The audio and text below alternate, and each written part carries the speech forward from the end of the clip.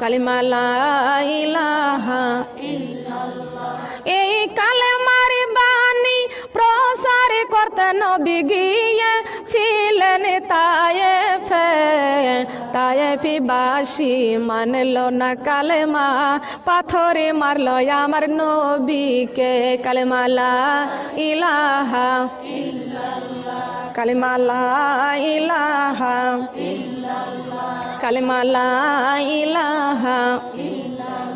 শ্রাবণ মাসে বৃষ্টির ফুটা, শ্রাবণ মাসে বৃষ্টির ফুটা, যেমনই পারে জমিনে তেমনই পাথর বৃষ্টি হয়েছে আমার সোনার নবীজির গায়েতে।